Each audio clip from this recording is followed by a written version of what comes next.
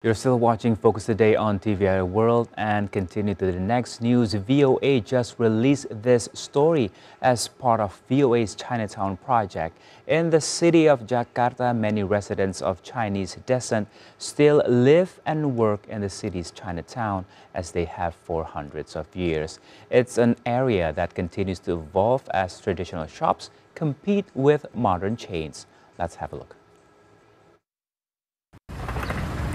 In the middle of Glodok, Indonesia's largest Chinatown, the smell of coffee has been drawing diners in for almost 100 years.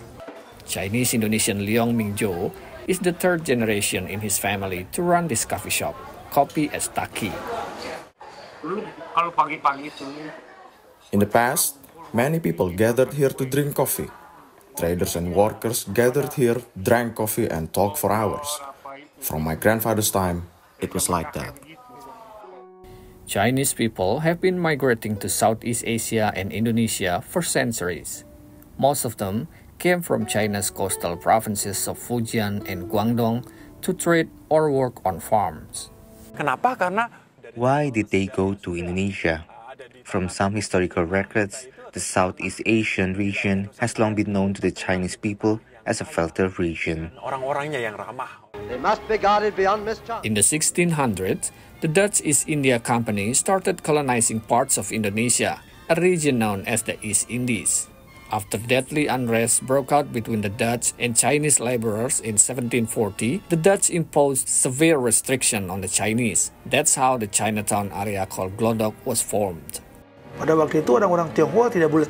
time, Chinese people were not allowed to live outside the Chinese district. They could only live in that district.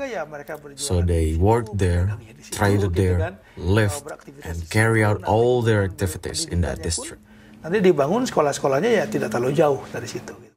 Nearly 300 years later, things have changed. Glodok is now one of the key commercial districts in Jakarta. The descendants of the early Chinese migrants have become some of the city's most successful entrepreneurs. Here on Pancoran Street, Chinese Indonesians own shops that sell everything from traditional herbs for the heart to chicken rice. Their commute to work takes only minutes. People of Chinese descent are mostly traders, and because of their trading activities, they created a residential concept that is effective to conduct business, the shop house concept. They live on the upper floor, and their shop is on the ground floor. But modernization is changing the face of this Chinatown.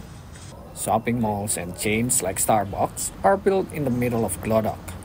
Leong says they threaten traditional establishments, like his coffee shop, but he is determined to push ahead with his nearly century-old business.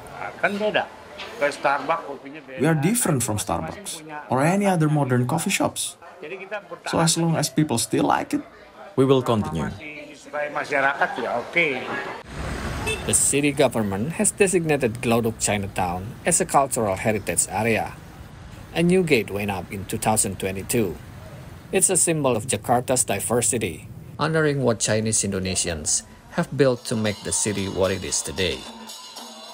Ahadian Utama, VOA News, Jakarta, Indonesia.